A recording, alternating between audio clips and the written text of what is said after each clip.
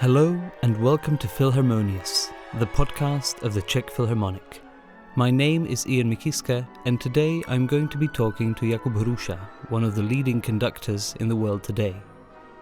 Our conversation centered on different kinds of tradition, the Czech lineage of conductors, mainstream and forgotten repertoire, and the various relationships that exist between orchestras and conductors. I hope you enjoy our talk. So, Mr. Hrůša, we just met at the Václav Neumann Salon next to the Václav Talich Salon. There's also Kubelík, Ančerl, Bělohlávek. What is your relationship to this Czech conducting tradition? Well, I think subconsciously immense. And consciously, I'm trying to balance well my constant, inner conversation with them, especially when I'm doing pieces which were typical for those generations of Czech conductors, and especially pieces which some of those conductors premiered, like Talich in the case of Josef Suk. And of course, at the same time, I think it's not my role or my task to imitate anyone. So, in fact, when I'm conducting already on stage, be it in the rehearsals or in the concerts, I don't think about them anymore. But in the process of preparation, in reading, listening to the recordings and so on, of course, it's a complete, complex and entire possible dialogue with previous generations. In fact, I think that's what the tradition is. Not an imitation, but a conversation with what was important for the previous generations and carrying potentially those timeless values which matter in any time to the public and orchestras and general community which loves music these days. So some kind of a balance is always very important to me. And when you were, let's say, studying, or when you were earlier in your career, did you ever feel the need consciously to kind of go away from that influence, or to, study conductors from German or Italian or French traditions and kind of find your own way within this whole convolute of things? I understand your question, but it was never a theme or topic to me. I'm convinced that if one is doing something with conviction and with a personal voice, with full involvement of body, mind, soul, and everything which belongs to it, there's no danger of imitation. The imitation or the need to detach oneself from something strong and powerful only comes in when you are insecure in some way. That doesn't say that I have never been insecure. Of course, all of us are at times in a process of searching the right answers and for the right answers and finding one's own voice. That's normal. But I think people who think and occupy themselves too much about these things, it then becomes a bigger problem than it necessarily needs to be. In fact, the public and the orchestra, which is in fact the first recipient of my ideas and feelings, they actually want an independent voice. They want someone authentic and not someone who is there to represent something from the past. At the same time, to be totally ignorant of what was so great about the past is stupid. So I'm trying to find the right balance. It was rather in the field of the repertoire. There, I admit, sometimes I need consciously to say, okay, maybe with this orchestra, X, Y, Z, or in this city, I've done so much of Czech music, because that's very much wanted from me, that this time I should insist on doing something else. And in fact, I've never had problems with that either. It's only the first choice, almost subconscious choice, or choice without thinking, that the presenter abroad says, okay, a powerful, important Czech conductor, so it would be great to have a Czech program or Czech pieces on the program. And I love it because you very often discover something which is not so well known to those people, and you can actually be, an ambassador of your own culture. At the same time, for our profession, it's good to communicate constantly with the mainstream repertoire or discoveries of another kind, because then it's a challenge for me.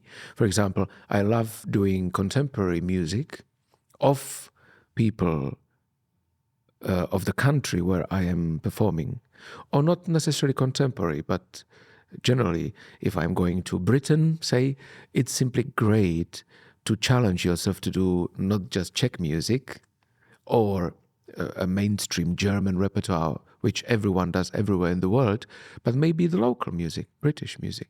I remember at Glyndebourne, at the summer opera festival, one of the nicest experiences I had, for peculiar reason, but beautifully peculiar, was as I was conducting The Turn of the Screw in fact, it was another Britain opera. It was A Midsummer Night's Dream. And I was literally in the situation when I was the only one in the whole cast who wasn't British. And that was a challenge, not only the language and the tradition, but generally this subconscious reception of the previous traditions and previous generations was something I didn't have. But it was beautiful for me to learn from those knowledgeable people and for them to have a fresh point of view. That's why also in the field of Czech music, it's great if foreign conductors and performers generally do it, because we here, with our subconsciously received traditions, can learn from this freshness, I think. You've kind of answered my second question, which is about how you feel as a Czech conductor and how much, but it really sounds like it's a balance that you're constantly working out, that you might get invited because of this, but then you change the argument, change the discourse and present other music. So it sounds like this isn't a problem for you. It's not a label that kind of gets you stuck. At least not in the last 10 years, say. At the beginning of the career, you have to think about it a little bit more with intention to balance well. But I think I've developed into someone who is welcomed generally at all institutions to present Czech music, because it's something extraordinary for them, and they feel, and I hope rightly, I would wish that it's rightly, that it's an authentic, truthful, meaningful way of presenting that music, so they feel in good hands when doing it. But at the same time, about the other half of my activities, the mainstream repertoire, and it has developed into almost a pattern when I am visiting some orchestras regularly, like the Berlin Philharmonic or Chicago Symphony, or I don't know, Bavarian Radio, Symphony Orchestra, Vienna Philharmonic.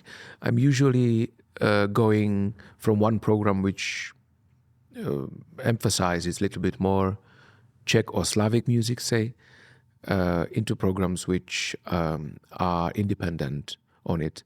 What I cannot get rid of, and I don't want to, somehow, is my general feeling at home in the Central European region.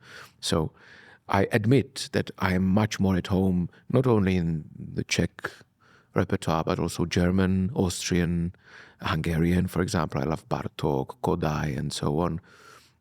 Polish, Lutosławski, for example. And classic composers of the even former times when the nationalities were not as important. It's a little different story when one speaks about really principally and primarily French musical culture. So of course I love doing it as well, because I think the boundaries or borders should not really exist. Like, as I said about other people doing Czech music, I think when I do French music, it's equally relevant. But I feel I need to work harder to get closer to that language. Somehow, not only working harder in my own idiom and habit, but also in the knowledge. So I have to, provoke myself to research more and listen to other recordings more and compare other pieces of music more and maybe read literature which is connected to those cultures more and so on. I still do it, but I'm aware of a little more of a distance of that culture to my own. It's natural. It's also kind of geographically, it works that way, I think. And we've been talking now about conductors, really, or this artistic interpretive approach, but I also wanted to talk a little bit in this area about orchestras. There's a lot of talk about the Bohemian sound and the Bohemian strings and so on. Do you believe in this? Is this something, or is it something that you can achieve playing Dvořák, whether you're in London or in Rome or in Bamberg, or... There's no way to achieve a sound typical for the Czech Philharmonic, say, in the United States of America or even in Great Britain. It doesn't make sense either. I think that's not what's interesting. I believe there is an option, a relevant option to cultivate and keep that local tradition alive.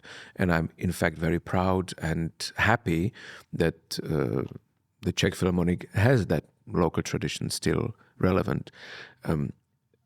I guess artists from abroad can recognize it even more palpably than I can, because for me it's like a mother milk, that kind of playing. But we hear it constantly. And I think it's something which is step by step more and more missing in our world. So I think there's a good reason to be positively proud of that and cultivate it. At the same time, I don't think it should become some kind of a overwhelming motto, which is more important than anything else.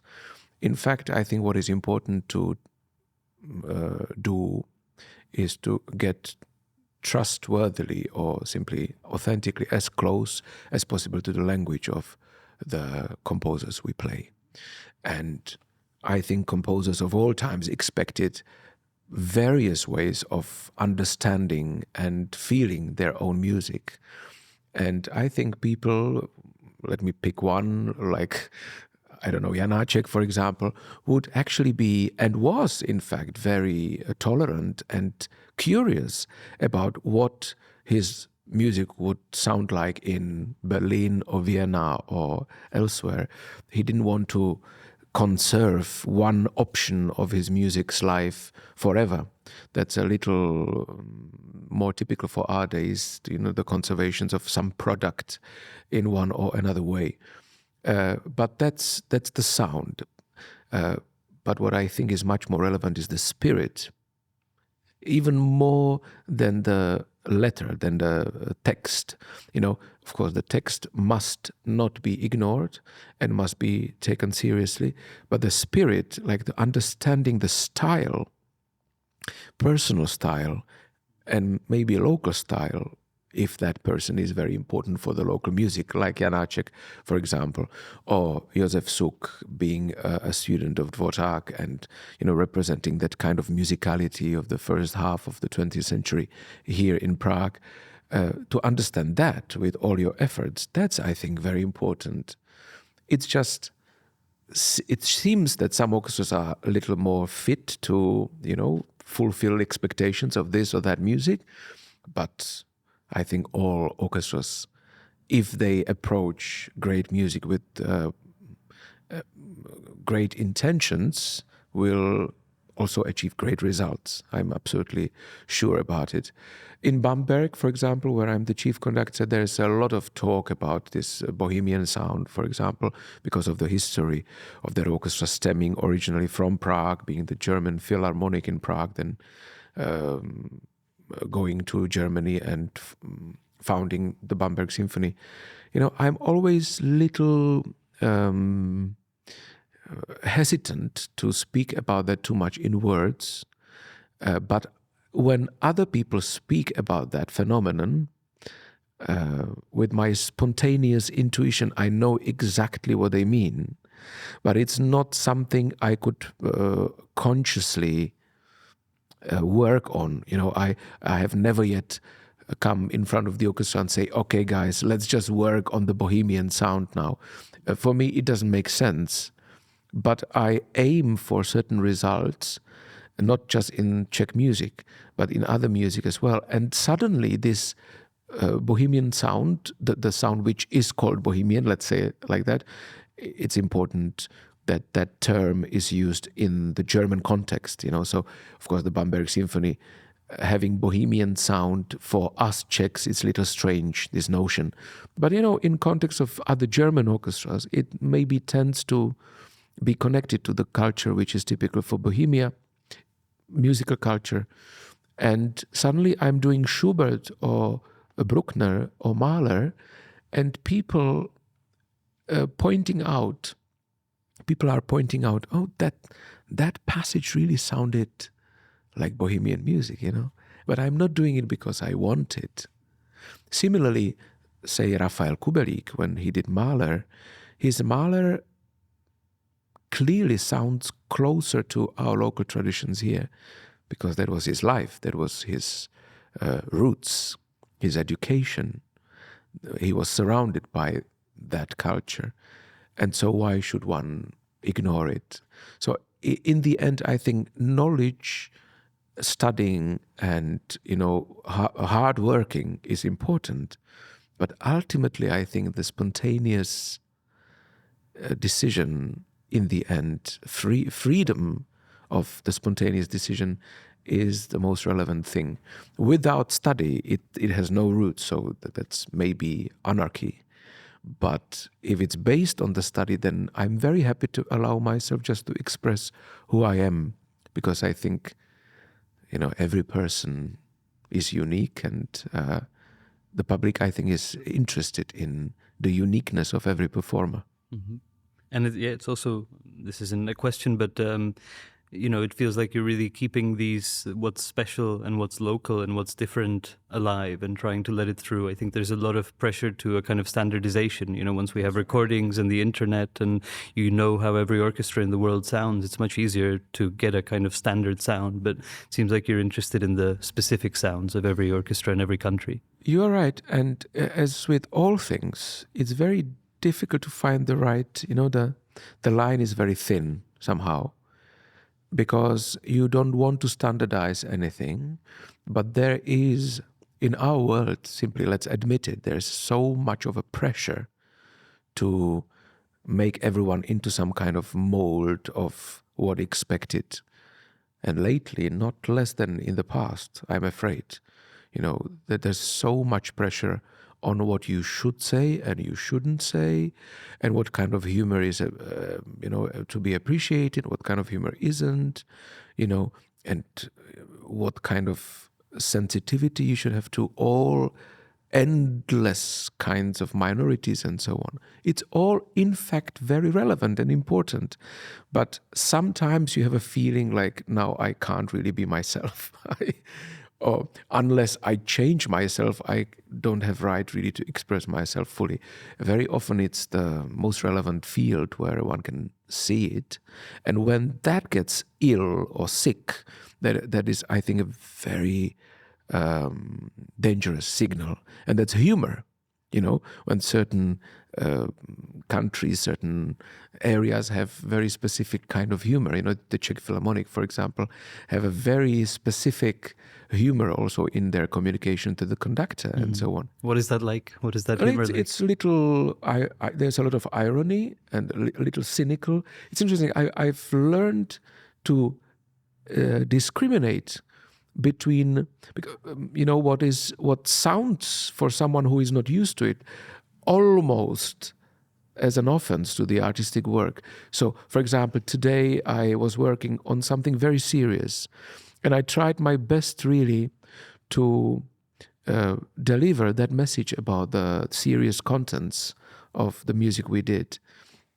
And I did that maybe also with a little grain of, excuse that now it's going to be very serious, because it's very strange. It's a little bit like at school. All teachers know it. If you really get too serious, the students will suddenly not accept it. You should be a little bit on top of it. So I tried that. I think I delivered the message. I saw many people took it really beautifully. And there were some who just need to say some kind of cynical comment. But I learned not to mind, because I think to change the mind of the orchestra too much, to want to change who they are, is exactly the zone I don't want to go to, because it's concrete people. Every orchestra is people. It's not an institution made by some kind of machines, or at least should not be. And if it's too much of a unified, engine-like reaction in the orchestra, like one conductor says A and B, the orchestra should do A and B and never C and D. I'm not interested in that. It's boring.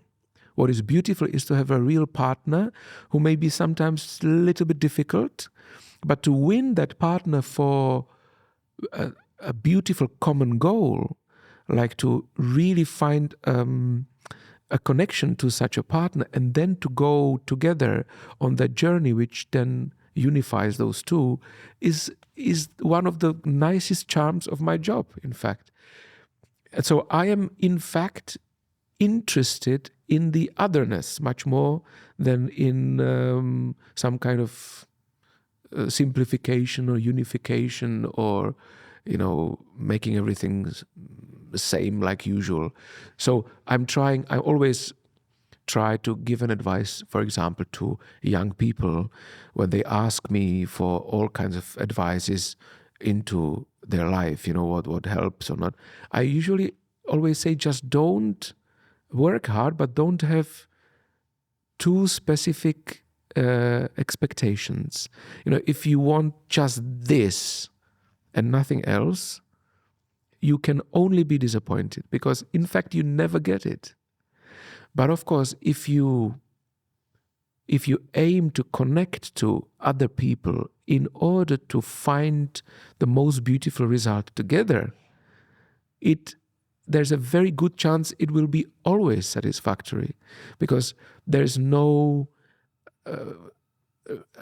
some kind of result which you're fixed to, but there is just this desire in general to discover something new.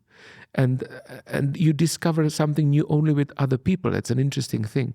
You cannot discover anything new on your own. It's basically impossible. So the openness in my work is everything, in fact. You have to be really very alert and present, open, and you're yourself, spontaneous. And it seems like this has really worked out for you. I know in one interview you said that you decided a long time ago that you wouldn't shout at the orchestra, and it sounds like you haven't had a reason to doubt that decision at any point. Even that has the opposite side, like the downside. Recently, I realized it's not so bad if you really feel like you have to shout and there's no other way to solve it. And if you are not lost in your temper, if you're on top of it, at least partially, of course, if you want to shout, there's a good chance that something is, boiling in you. But still, I think it's humanity which interests me, So if there is a good intention behind the shouting, people sometimes take it even more positively than, what is the word in English? Then you pretension. When you pretend that you are like, Zen. When you pretend that you're like a Zen, like calm, and nothing can disturb you, and it's not true. No one buys that. It's not to be followed by anyone. And perhaps going back to the idea of uniqueness, perhaps there are orchestras that simply play better when they are shouted at than when they are faced with calm. That's right. In fact, the healthier the collective of musicians is, the less needed there is any, apparent power to be applied. However, every orchestra, because it's a huge group of people, they need guidance. So the recipe of like letting everyone contribute as they please sounds very alluring, very beautiful. In fact, it doesn't work. But the feeling that it's almost like that is good to try to achieve. But in fact, there needs to be a leading voice. And by nature, in orchestras, there are people who are a little more independent-minded, but also a little more, how should I name it? People who feel well being part of a crowd, or maybe not a crowd, but a group of people. And those people actually feel comfortable if they're given clear indications. So I think that's the charm of leadership, no? Those who need the freedom to be happy in the collective need to get it. And those who need a little stronger leadership or guidance also need to have that feeling. So the truth is somewhere in between. As always. Mr. Hrůša, thank you very much for your time. Thank you for talking to us. Thank you. Thank you very much.